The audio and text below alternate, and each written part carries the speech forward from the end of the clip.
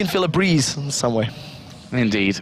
That's what we rely on sometimes here, and we've got a lot of lights on us, which keeps it nice and toasty here, even in the coldest temperatures backstage.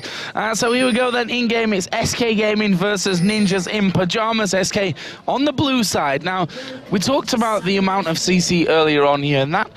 Do you think that's going to stop anything here at level 1? In terms of level 1, both teams have relatively weak level 1s. I think that Deficio with Lulu does have more presence if a fight were to break out. The Glitter Lance is obviously going to be able to slow loads of members of SK Gaming.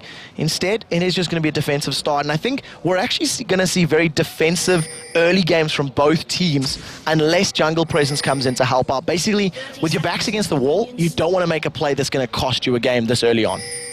We can see already that defense being set up. It seems like we'll have, as we're accustomed to now, the red team sending their AD carry and support into this top lane so that they can get that extra boost off the start, taking the golems. Candy Panda and Nif, as you can see on your screen, are currently waiting in the Tribush. A Tribush which Ninjas in Pyjamas were human warding against Fnatic earlier on in the week, and of course after that got invaded and lost 3 buffs at the start. So that's not something that SK will be looking for you, but it also is not going to happen from Ninjas in Pyjamas side. Pretty standard start. Yeah, it is. And one thing that we do have to point out with Godbro going to the bottom lane and the fact that the Tess and Deficio are going top, Rumble's going to have a slightly easier time of last hitting. The fact that he's got no resources to rely on, only has to manage that heat bar. And Godbro on Singed, it's a difficult champion to last hit with under the tower. The poison trail, a little bit unreliable when it comes to syncing up all of the damage and obviously tower hits, etc. So expect to see a CS advantage for Kevin.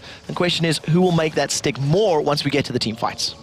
Yeah, that is going to be the important thing about it. And you know, once you we'll see what they'll do with that Singe, because obviously what normally happens is he gets left alone to just farm and farm and farm and farm and farm. And that's something that SK will be wanting to prevent here. And no real surprises, both support players just trying to zone those single laners on completely out of the way of the minions to stop them getting that CS off and getting that experience. The junglers, Hercubot here on his blue buff. Jarvan started with blue and he's up by red. Both of them went smiteless. Actually, yes they did. Hercubot literally just used his smite, as did Svenskeren.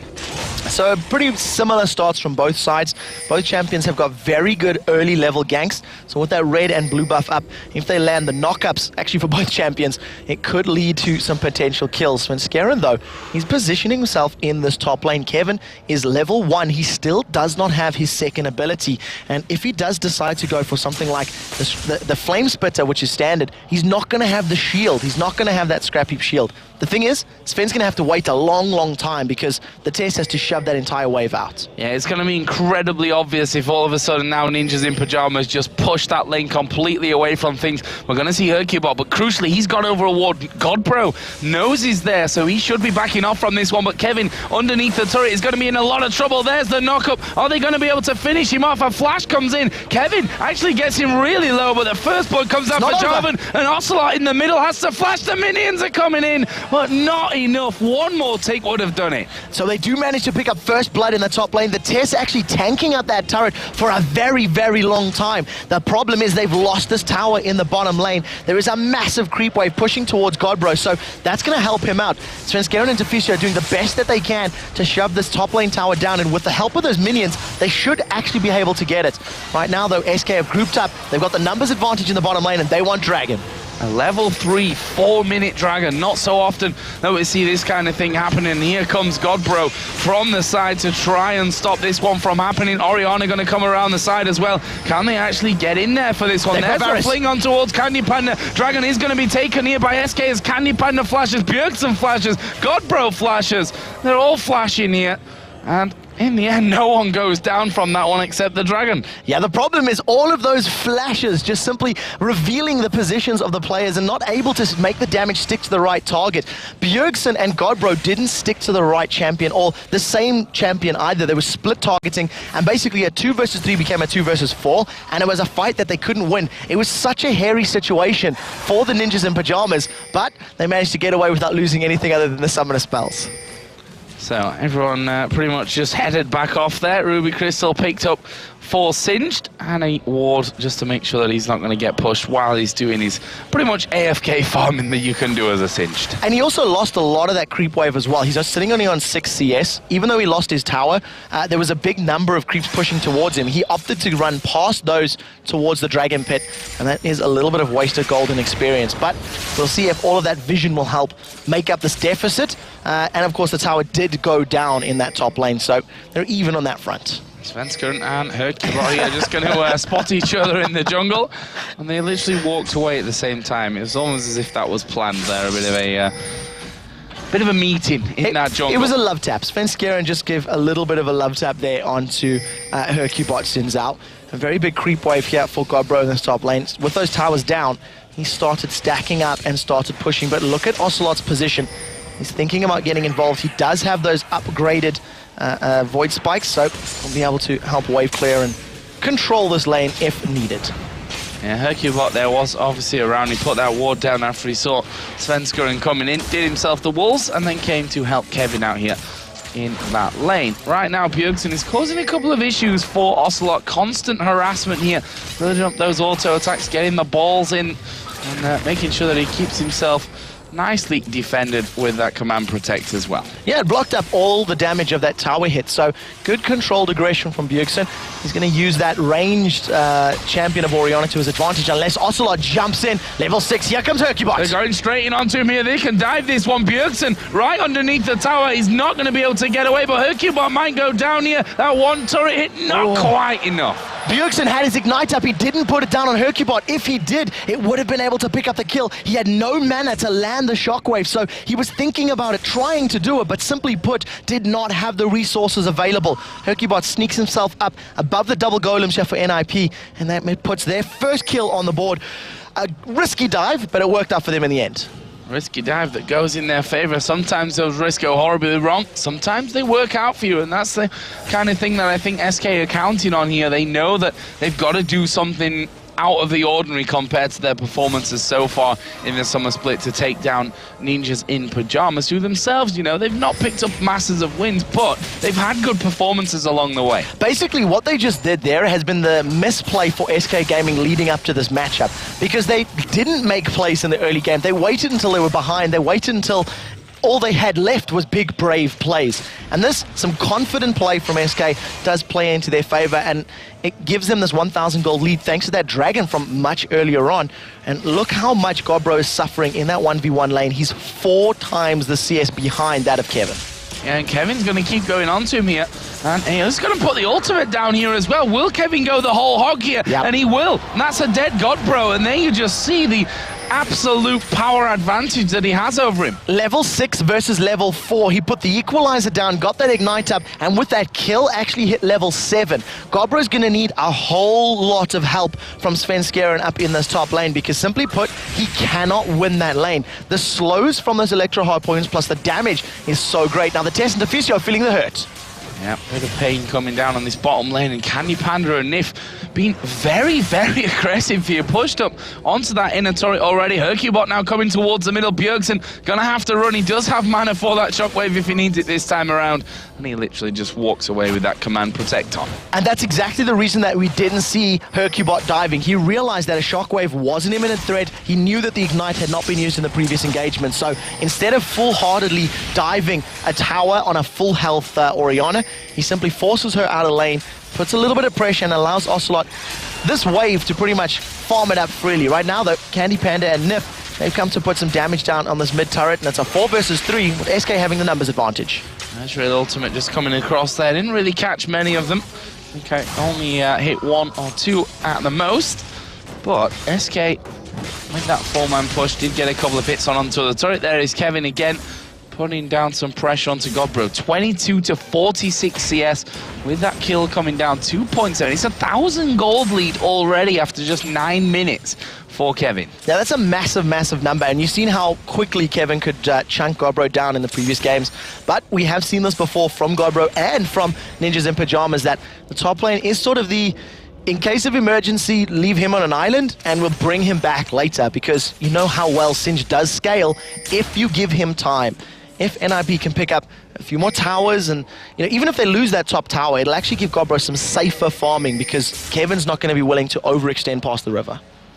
Well, Kevin right now is going to go through, sticks a ward down. Svenskeren was right there on top of him, and he's not going to take chances with that one. Nif already getting a pink ward down on top of this dragon, and SK are all over it. Basically, it spawns at 10:20 on the dot, so with this coming up, or 10:21 on the dot. Almost. Almost there. Because of that incredibly early dragon, SK had full timing on it, and the thing that I love is that Kevin arrived at the exact second that it spawned. He even knows how long it'll take him to walk from the top lane to the dragon pit, put a ward down defensively, and basically this is SK signaling, we want to control this objective, we don't want you to have it. Godbro actually used his insanity potion to push that wave even further.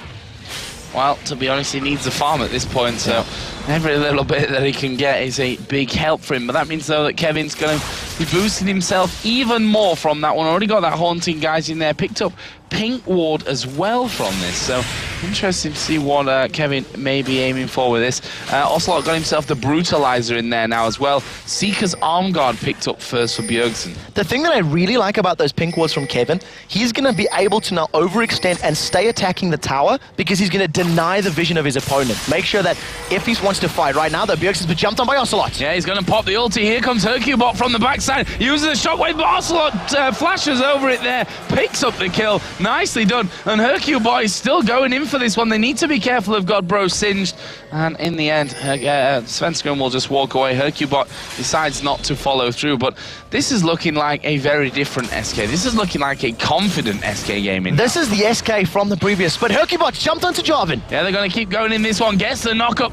Not quite able to get in there, and seems like Hercubot's a step ahead of his teammates through this. Yeah, I also think that's a little bit of maybe not listening to the same person, because if Hercubot made the call, let's go, and if Rumble and Kha'Zix had jumped on top with an equalizer as well as all their damage, they probably could have picked that kill up, which is why I got so excited. At the moment, though, Hercubot is making dives, and he's not being followed up. So if Ninjas in Pyjamas can realize that and go, well, wait for Xin Zhao to jump in there, he's not very tanky right now, we can focus him down and then turn to the rest of their opponents. So let's have a look at the items here between the two AD carries there. Pretty much tied up on CS there, and it's less than 10, let's call it that.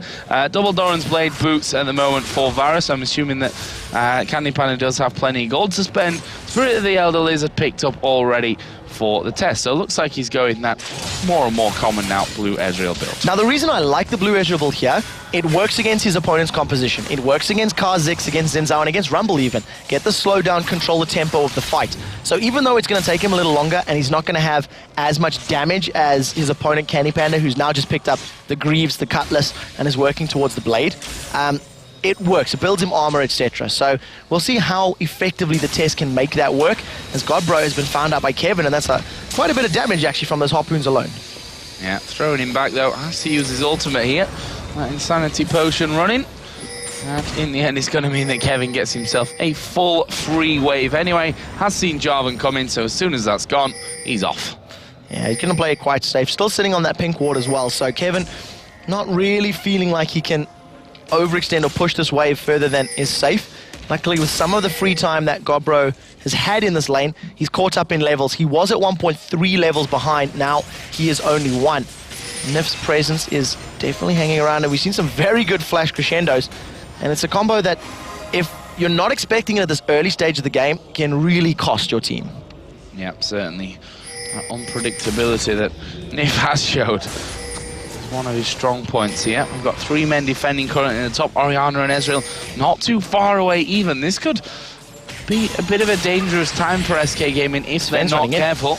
Yep. Xin Zhao has just spotted one of them. They are going to go in on towards Svenskeren here. There is Bjergsen coming around the side, and they are going to go in. Where's the shockwave? Actually, Wild Growth coming out. There's a crescendo. Lands onto 2 of them. But they actually get knocked away to safety there from Hercubot. They managed to finish off Godbro. There's the shockwave, and it was, for me, far too late there in that fight. Completely agree with you. They were hoping for Svenskeren to put the shockwave down in the middle of the team, but as he did his dash combo across the members of SK, they were no longer grouped together. Bjergsen held on to that shockwave.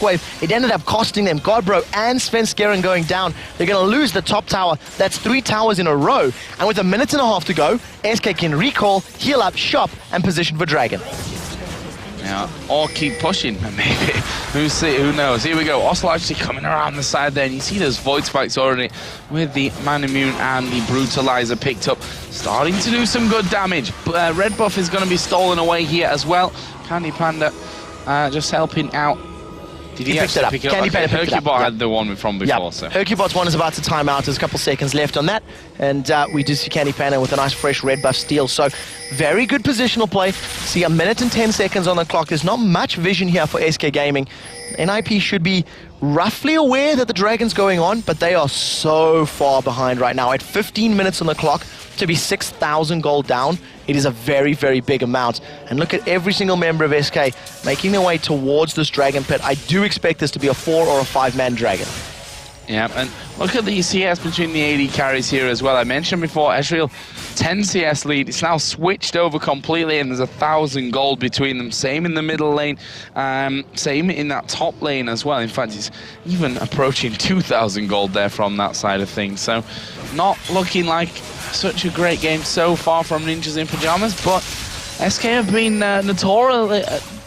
notoriously a team if I can find my word, notoriously a team who have had leads that they've thrown away in the past. One of the things that's going to come into play here is whether or not SK can close out. That's the Insanity Potion for Gobro. They've jumped onto Hercubot. Dragon is up, and they're trying to pick a fight here, but they really don't have position. The thing is, if Hercubot is forced to recall and heal and that Smite's not available, we may actually see Ninjas in Pyjamas making a play for Dragon. So that could become very important. They've got the timer on it, and they're moving towards it. Ocelot actually coming through there to put a ward inside of that Death Brush. Will just throw the Void Spikes down. Of course, he's a little bit safer. Doesn't want to be caught out, though, with a Shockwave. He needs to be a little bit cautious of that one.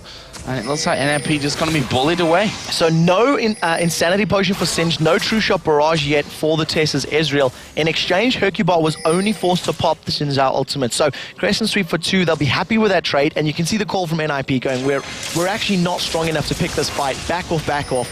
And they're going to lose the 3rd Dragon of the game before 20 minutes. Yep, SK managing to force them away and not dragging their heels about picking that one up. Right now, SK going to move back towards middle. Let's see if they can push through and have any more than that. Obviously, all the outer turrets now have been taken down for them, and the wards on the Dragon side of the NIP jungle, at least. On the Dragon side, I guess that's right. On the bottom side of the jungle. Yeah, so Ensuion's actually going to go into this one. Wild Growth comes in. That's a great ultimate from Candy Panda, but Hercubot's got right in there. There's the equalizer from around the side. Have they got the damage? Yes. A Shockwave lands on only Kevin, and now the test's going to be slowed down here. Can Candy Panda actually finish things off? Needs just one more hit. Here comes Ocelot from the side. He's totally missed all the Void Spikes. He's going to die. He got the Ignite down onto Bjergsen, though, right at the end, but to be honest, Ocelot should have had more there. Yeah, 1 for 1. I cannot believe Hercubot got away with his life. Ocelot just too slow, just not able to make those Void Spikes stick. Candy Panda put a lot of hurt down onto Ninjas in Pyjamas. It's going to result in them picking up a 4th tower in the game and extending that gold lead to 7,800 gold. And a massive, massive misplay here from Bjergsen. That's double Seeker's Arm Guards.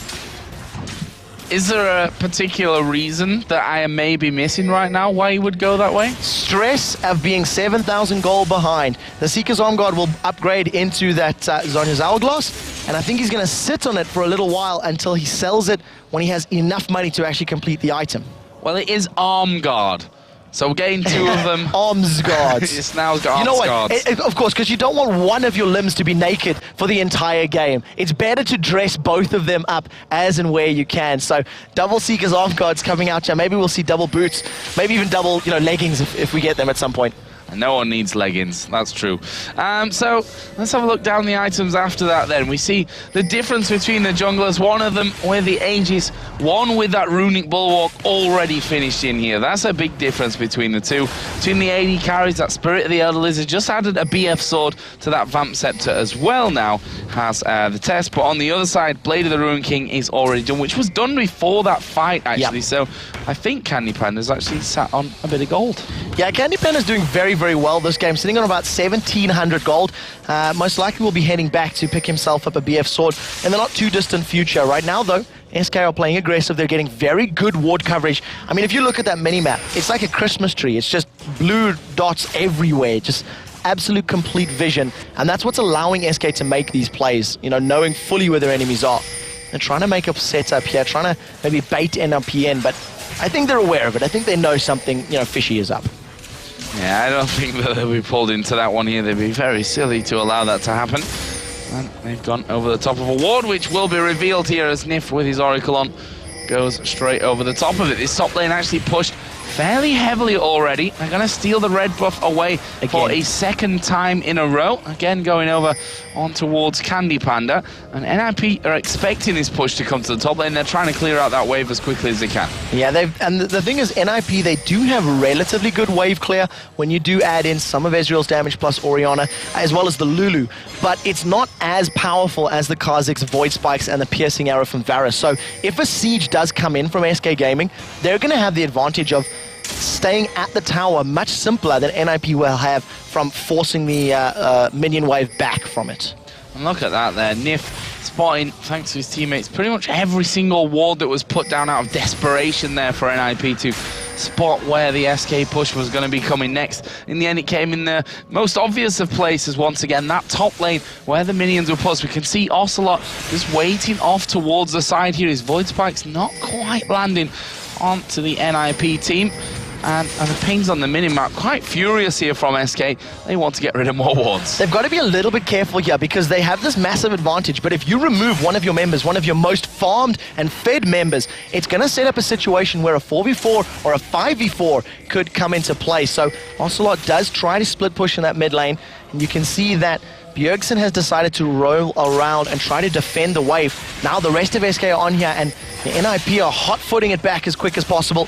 They have got in position to at least defend the tower, but at the moment SK are just playing the map and playing it beautifully. This is 21 minutes on the clock. This is not something we've seen from them before. No, this is pretty quick to get in this position now. They're not far away from 10k gold, which, you know, is something that SK have really been aiming for in this game. They won, Ninjas in Pyjamas, won, and as did SK actually, their final game of the last play day of week 1 at DreamHack to actually pick up their first victories for either side. So possibly a good omen here for SK Gaming. I say good in the loosest of sense, of course, as we are going to see the shockwave coming down here on towards Nif. He puts the crescendo down, and SK look like they want to fight this one. They're a little bit disjointed as the equalizer goes down in there as well. GodPro still stood right on top of it, and it's a crazy fight as Ocelot going to be jumping out from that one. They lost Nif. NIP 1 for 0, they'll take that. Yeah, definitely. The problem is now they've got a lot of ultimates which are not available. So even though they got the kill, Candy Panda and Ocelot, and Kevin moving towards this top lane, I thought they were going to try and put pressure on the tower. Instead, they're going to play it safe and go, well, we hung around too long. We didn't actually focus any turrets. They were dancing back and forth for 2 and a bit minutes. And went, right, we need to have a proper concerted attack plan. Let's back off, heal up, spend some of that money. 2,700 gold for Candy Panda. And then continue the pressure again. Yeah, there's a point where you just have to go back and spend your money. Yeah. Bloodthirster picked up there for the test, and we can see the BF Sword pickaxe for Candy Panda. So, Dragon is available. It's pretty much a freebie at this point for SK Gaming. Not much that NIP will be able to do about it. As SK get those wards in again. And Bjergsen's build has been completely messed up by that double Seeker's Arm Guard, because he's recently picked up a KG's Lucky Pick as well. Sold one of his potions, and he's sitting on a mix match, a smorgasbord, I think is the term, of items that don't really add up to a traditional Orianna build right now. With the blue buff, this is going to help a lot, if, of course, it doesn't get stolen away, and I don't know if it did. Also got it! He got it! So very well played. Now SK with the blue buff and positioning on Dragon, they're going to pick up their 4th Dragon in a row, uncontested and unchallenged. 3rd Dragon. 3rd Dragon in a row. Yeah, yeah. Either way, they're all in a row. NIP have not had a sniff at them yet. And that's the important thing coming out. Another blue buff taken away from Bjergsen.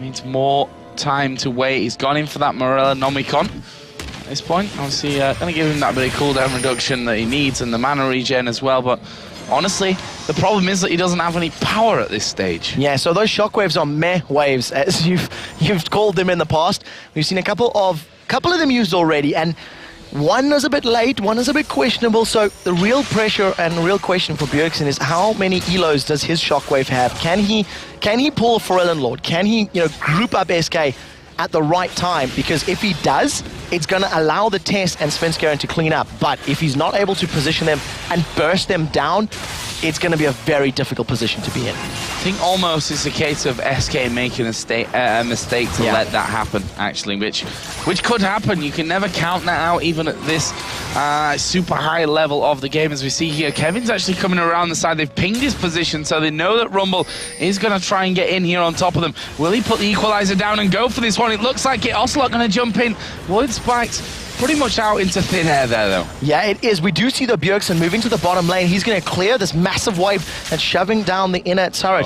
The rest of SK, I thought they might have wanted to pressure the mid lane, having the positional advantage. Instead, they've started to group up and move towards the bottom lane. So Equalizer is down. It's not the longest of cooldowns, a little bit over a minute and 10 seconds or so right now, less than 1 minute before it's up again. And I don't think SK will make a big push until that's up and available again. So one thing that we had with SK in the spring split, and actually with Ninjas in Pyjamas, was the ability to clear out. That's a nice steal. That's a very nice steal there with the true shot barrage from the Test. One of the problems that both of these teams had was the ability to close out games. And it's one that's showing right now. 21 minutes on the clock. SK had this massive lead. I don't think they're 100% confident in what they want to do. They try to go top, they try to go middle, they try to split, they try to group, they try to pick a fight that was a bit ambitious at the best of times. If that equalizer had been followed up with a flash crescendo or a flash chain of corruption, yeah, then you're going to lock people in place, but it wasn't. So right now, SK, they're just trying to find something that works, and the next gambit that they're going to pull is the Death Bush. They know that they have vision superiority. Nif has had an Oracles for a very long time, so they know there's no wards, and basically going, well, let's see if we can, you know, bait the Ninjas to come and play with us. Well, let's see. There is a ward there in the back, and there is that taken down. Damash instead comes in. Nif having to tank that one up. Unfortunate for him that it didn't hit Hercubot at least, but these wards are going to be going down as SK roam with a complete unit. And that's where they can maybe get something going on here. Hercubot is going to get caught at the back. Svenskeren started to go in there. True Shot Barrage comes down. Godbro is going to get completely caught. Here comes Ocelot. Gets the reset on the jump. Can they go further? Great shockwave there at the back to slow things down, but they're still going here. Ocelot is going to get himself another one. Actually, it was Kevin that got the double. Ocelot does get his second, and now Svenskeren is the last man left alive in that top rush. He tries to hide it. There is Ocelot jumping in. He got a triple there, technically. It was only the double because of the time in between, and SK are going to try and push through. Complete destruction of Ninjas in Pyjamas, getting caught out. Svenskeren tried to make a play. He thought he seen an opportunity, jumped in there, and to be honest, ended up costing his entire team's life here. 12-3 in terms of kills, 12,000 gold. Inhibitor's going to go down. The rest of SK are going to recall, spend their money, and probably position for Baron. They're going to have minions doing the rest of the map work for them. Yeah, certainly are. There's a lot of gold to spend here as well, as we are going to see Locket of the Iron Solari for Nif, Infinity Edge for Candy Panda, Guardian Angel, and the Muramana finished there as well for Ocelot's Kha'Zix. And on the other side, Spirit of the Ancient Golem was picked up for Svenskeren's Jarvan 4. It's just, they're so far behind in terms of items. Right now, NIP with this massive gold deficit, they have to completely catch somebody out as a complete misplay in order to make anything work. And, you know, with Rumble's power, with the Rylai's Crystal Scepter, the AoE slow, with the Leandri's Torment for poke, any damage that gets put down is going to be very difficult to come back from, as they don't have a designated healer. They don't have any way to sustain through any of the damage that they're going to put down. And a Guardian Angel was picked up by Ocelot as well. You know, so similar build to what we've seen him pulling out against EG, and he's going to jump in. Even if he dies, it'll be a strategic death. The rest of SK will rally around his about to respawn body and then shut down the NIP players. Well, let's see what SK's plan is right now. That inhibitor in the last push went down. Super minions already headed up in towards the base, and it looks like they're going to try and starve them even further here and take away another blue buff. So another steal coming down for SK Gaming. That's multiple reds, multiple blues. You see them now stacking up. Remember that when a inhibitor's down, all the minions gain that additional HP, so your waves are naturally going to push against your enemy. And this will give NIP a little bit more farming time, but against a Rumble, a Zen, and a Kha'Zix, if you sit for too long on your heels, you're going to get jumped on eventually. At some point, SK will say, we are now strong enough to win a fight. Yeah, and they're doing this the textbook way, you know, no risks, take down the turret slowly but surely. You're going to go there, but that also increases the risk as now everyone on the NIP side as well gets more powerful, that a fight could go pear-shaped for them. A good shockwave comes in here, and that could be the end of it. Svenskeren getting the command protect on him, already put his Demacian standard right on top of SK hiding in the bush. Yeah, so we once again see SK, they want to make a play happen, but they're not 100% confident in where they can find that opportunity. So we do see that Nif has picked himself up another Oracle's Elixir. He'll be drinking that as soon as he gets within range of the Baron pit. And I think these next few minutes, SK are going to be positioning vision, denying their opponent's vision, and forcing NIP's hands. They'll either take a Baron, or they'll force NIP to fight them at or around Baron. And that's basically going to be the position SK wants to be in, because they've got this great buffer of items and damage that simply cannot be overcome by NIP. Haunting Guys was just picked up there by Bjergsen, and he really is in a strange place when it comes to his build right now, with that double Seeker's Arm Guard pickup. Let's see what impact he has, because if he doesn't land the Shockwave, I don't think that NIP really have a chance to win this game. And the thing about that Shockwave as well, because he does have some penetration, and there's not the largest amount of magic resist coming from their opponents, but with that Runic Bulwark on there, with all the lifesteal and the active that Candypan is going to have from that Blade of the Ruined King, as well as the sustain from Nif plus the Locket, I actually don't think that the Shockwave is going to be enough. It needs to be a perfect Shockwave and a perfect point-blank True Shot Barrage onto the carries in order for Nip to do enough damage, and we'll see if they can pull this back, but basically this is SK Gaming's game to lose. There is the final turret outside of the base taken down by SK Gaming. Also, Super Minions are still streaming up the middle lane as well.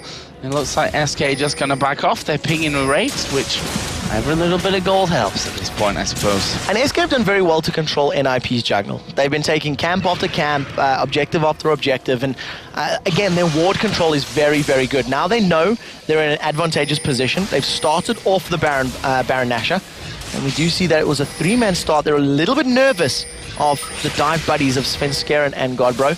So they wisely back away, and they know they've got vision. There's the equalizer down. This could potentially be the final fight. NIP are scattering. Yeah, SK trying desperately to actually get around here and do something. They've outpositioned them. Yeah, they have outpositioned them. They can just literally head off towards this top lane. NIP would be better off recalling, I think, right now. Otherwise, they're going to be losing everything before they can actually react to this one whatsoever. And now, SK going to turn around. We see Svenskeren go in there. He gets locked up. There's the crescendo going over the back. Ocelot trying to take down the test. They're going to manage that one. The Wild Growth comes in. Shockwave gets Ocelot. His Guardian Angel is there, though. That gets popped, and now the rest of SK are finally going to join into the back of the fight. And this should be a massacre. 2 for Ocelot. He finally dies. Bjergsen will try and flash away. Kevin's not going to let him go with that. Riley's slow. Hits him with the harpoon to get the kill. That's 4 men down. Kevin wants to add to his KDA here by taking down Deficio as well, who, no, he might even die to minions. He's that soft at this point. It's going to be an ace for SK Gaming. And with 25 seconds, 25 to 40 seconds really left on the clock for the spawns, they might be able to go through. I think they might try and focus 2 inhibitors down. They could decide to push for it. The fact that Candypan is still up is great, and they do have super minions on that bottom inhibitor, so we'll see how long they stick around, but I do think it's just going to be 1 and 2 inhibitors and probably backing off. The thing that was great about that play, SK pretty much said, we want the inhib, so the rest of SK focused it. Ocelot says, I'll distract them. I'll jump in with my GA, I'll put the Void Spikes down, interrupt the recalls, and pretty much buy time for you to get the objective. But NIP picked the fight. NIP was running towards the SK members, at which point they said, let's all in, let's fight, fight, fight, and they picked up another 4-for-1 exchange, or 5-for-1 exchange, plus the top lane inhib.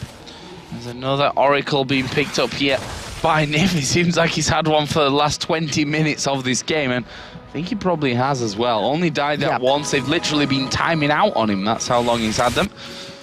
So, what is the plan here now for SK? There's a dragon on the map if they want that boost from that. Don't think it really matters at this point. Now, they're 13,000 gold in the lead. They've got the option to go, obviously, up towards that Baron and try and draw ninjas in, Pyjamas in, but the scenario that they've got is a 1 inhibitor down in the top lane, the middle inhibitor completely open. There's only 1 turret left on the map outside of the Nexus. There's not much that NLB can do except for sitting on the towers that are left. That's all that they can afford to do, is sit back on a turret and hope that SK Gaming will pick a fight there.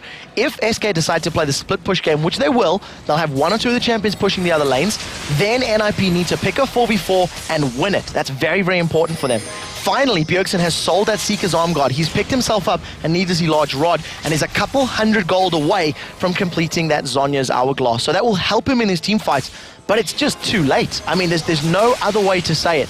Godbro has flung Hercubot backwards.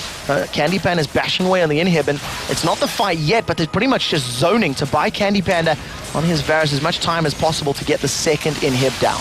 Relatively decent damage actually coming out there on towards Hercubot, but they've got that Sona, as you said early on. She's just going to be spamming that heal time and time again, and at some point he's going to be back up towards that full HP total. But it looks like SK are very, very nervous about coming into this one. Nif does not have flash up, and I think once he has flash, that may be the signal to go here for SK if he flash Crescendo's in. And there is a shockwave though, they're going to go in on top of Candy Panda. Look decent here for Ninjas in Pyjamas at the start. There is a Cataclysm coming down. The inhibitor is gone. The Tess is going to be picked off by Candy Panda, and quite frankly, SK are just far too strong at this stage of the game. It's a double kill to end things off there by Ocelot. Get the ace as well. The turrets go down, and SK Gaming are finally going to break that horrible run of losses that they've had here this weekend and win a game against Ninjas in Pyjamas. And in such fantastic style, I'm happy to see Ocelot back on.